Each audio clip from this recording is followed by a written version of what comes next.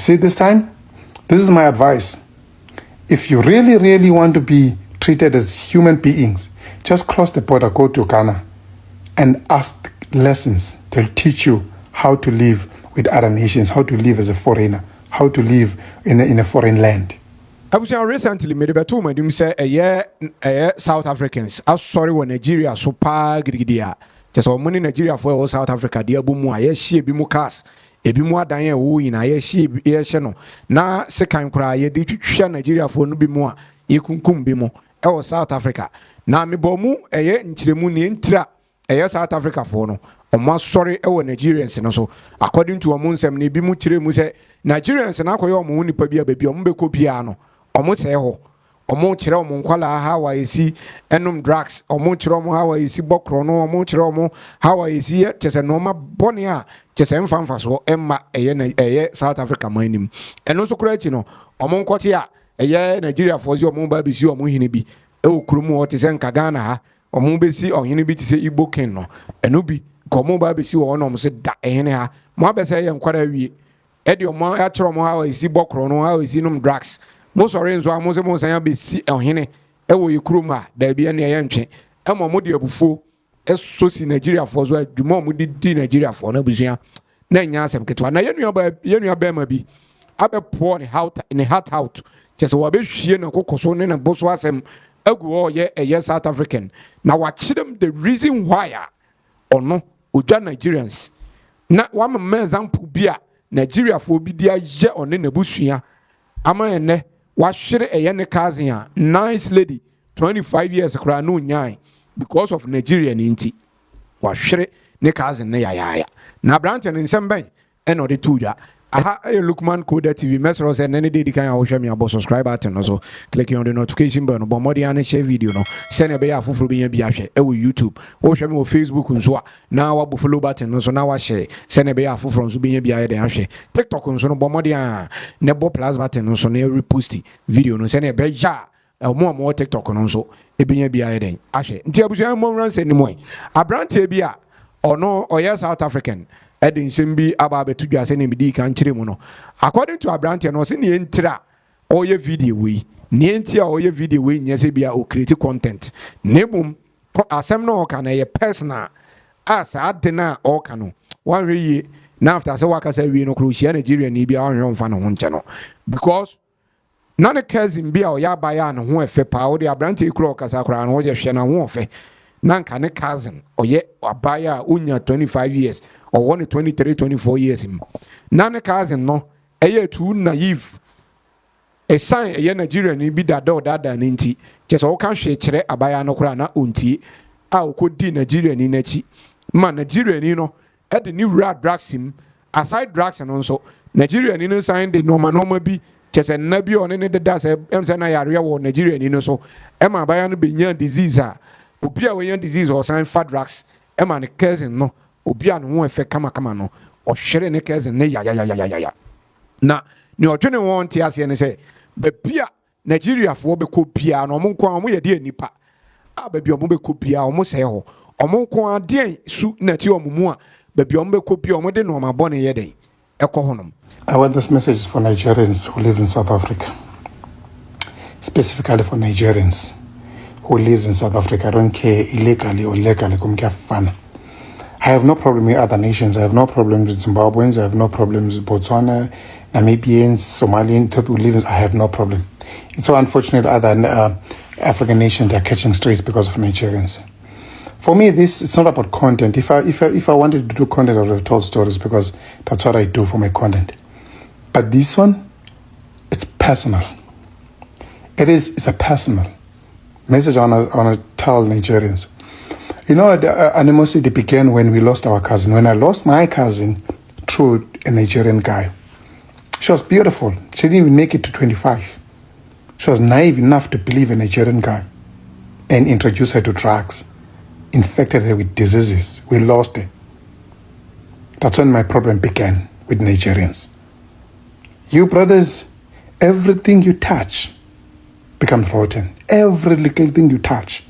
You should ask, what kind of nation are you? Every little thing you touch becomes rotten. Hillbrow used to be the most beautiful place in South Africa. His celebrities used to chill in Hillbrow, but nobody wants to go to Hillbrow because of you.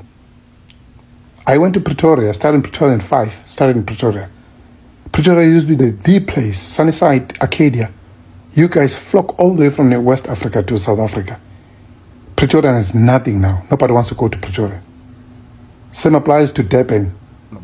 Abrantia ne kasa once why no Sunday in Simbitu just say omo live with African countries bebree omo ni Zimbabwe forte omo ni Namibia forte omo ni Egypt forte omo ni Niger forte omo ni other African countries Ghana for yina te but onti asemboni bia was ankrofo no nanso Nigeria for nko ade omo kire omo youth no how I see fat drugs omo kire omo youth no how I see bokro no omo kire omo youth no ma bone teachers no ma bone ekoso South Africa ina no obehwem ne Nigeria ho ni ne ho yeden ebom mu bi to the extent say odinsem bi kura to ja say omo ne Ghana for live for so many years e wo baby omo kotenai Ghana for yo nkrofo bi a omo ho eni asem omo donipa chese omo ye so good to the extent say otwene ho a onya den onti ase South Beach.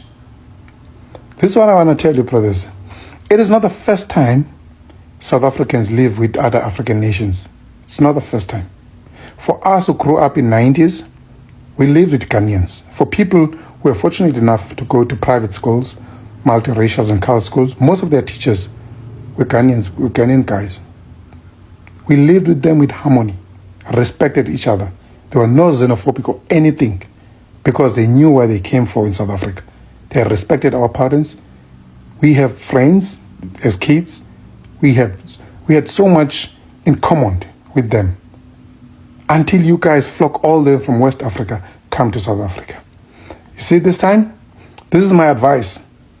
If you really, really want to be treated as human beings, just cross the border, go to Ghana, and ask lessons. They'll teach you how to live with other nations, how to live as a foreigner, how to live in a foreign land.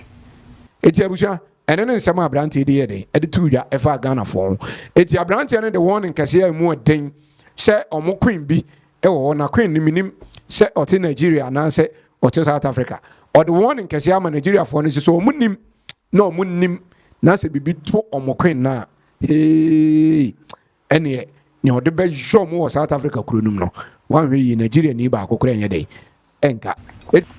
This is the last one, I'm telling you, this is the last warning. Had anything happened, if anything happened to our queen, Mrs. Mangobes, or Mrs. Zuma, anything happens to her, Chonga, and if anything happens to her, Chonga, now come on, I caught him bang your meal, a fan bam. I caught him bang your meal. Just anything happened to her or her family, Chong.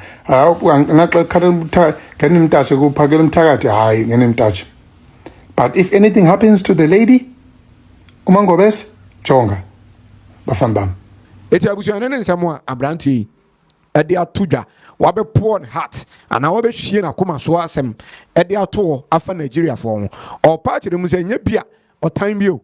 And no more time Nigerians and as Africans who and other African countries name Nigeria for quiet crofobia or mobile my more or more person best say or mine or nim at the potting at this uncrofo we more just a mobile my mupia or more person mode we any idea ye no ma poning quanina any norma Nigeria for bow crew more mode day or modeba it's a branch any day or say or no day Nigeria need be obey mistake.